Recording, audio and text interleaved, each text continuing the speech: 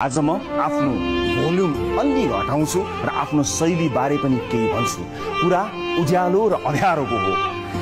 आज बाहिर हेर्नुभयो भने जताततै उज्यालो छ। मान्नुहोस् यी सबै बत्तीहरू झ्याप्पै निले भने के हुन्छ?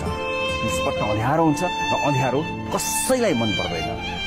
एकपटक उज्यालो देखिसकेपछि मानिस फेरि अँध्यारोमा फर्कन चाहँदैन।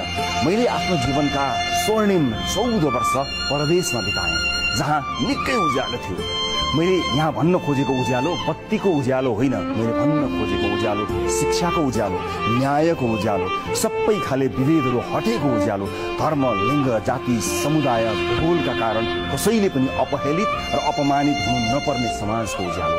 मैले न्युयोर्क सिटीको टाइम्स स्क्वायरको उज्यालो खोजेको होइन, हुम्ला, जुम्ला, कालीकोट, मुगु अनि बारा, पर्सा, 70, 72 सर्लाहीका ससाना बाल बालिकाको मुहारमा उज्यालो खोजेको हो।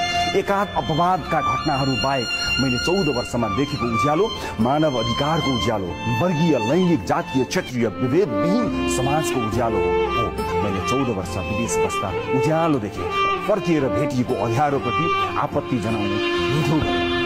मैले अफ्रिकन अमेरिकन समुदायबाट उदाएका बराक ओबामालाई राष्ट्रपति भएको देखेँ, तर फर्किएर आउँदा लक्ष्मी परियारलाई बोक्सीको आरोपमा मलमूत्र खुवाएको र कुटपिट गरेर मारेको देखेँ। मेरो आक्रोश मेरो व्यक्तिगत असन्तुष्टि होइन, लक्ष्मी परियारमाथि भएको चरम अन्यायको विरुद्धमा बोलिएको चित्कार हो। लक्ष्मी परिवार मेरी आमा भइदिएको भए के म त्यति मात्र कराउँथेँ, त्यति मात्र रुन्थेँ?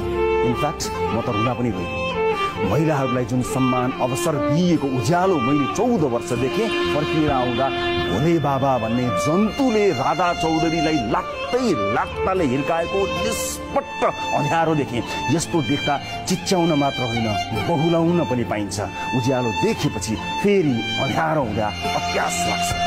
व्यक्तिगत रूपमा मलाई कसैले पनि पहिले छोएको खान्न भनेको छैन, अलि पर बस मलाई नछो भनेको छैन, र कसैले भनेर त हेरोस् त्यसको दाँतको कौडा बनाएर चौका दाउ आन्छु। सहनेहरूलाई शिर झुकाएर नमन गर्दछु।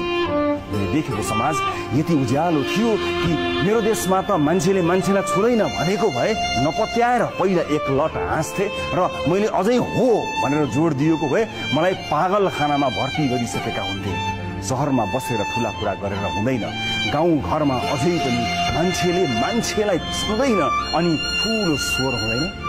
शिक्षाको जुन उज्यालो मैले देखेँ त्यसै त उज्यालो त्यस देशको भविष्य झल्झलाकार देखिन्थ्यो, प्रष्ट देखिन्थ्यो।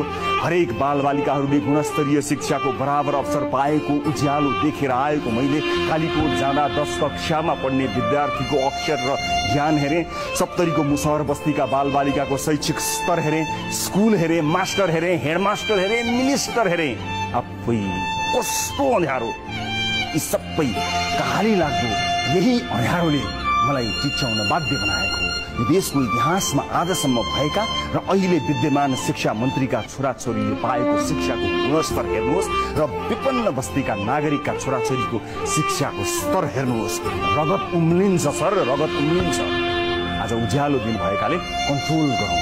उज्यालो दुई किसिमका हुन्छन्। एउटा आजको उज्यालो जो भोलि नभए पर्सि सकिन्छ, निभ्छ। अर्को मैले अघि बताएको उज्यालो जुन कहिल्यै निभ्दैन। हामी दोस्रो उज्यालोको लागि कराएका हौँ, चिच्याएका हौँ, उफ्रिएका हौँ। नाकको डाँडी भाँच्न पाइँदैन भन्ने मलाई थाहा छैन र? थाहा छ नि, राम्ररी थाहा छ। तर त्यो आक्रोशको अभिव्यक्तिले मात्र पनि पीडितको प्रतिनिधित्व त गर्छ।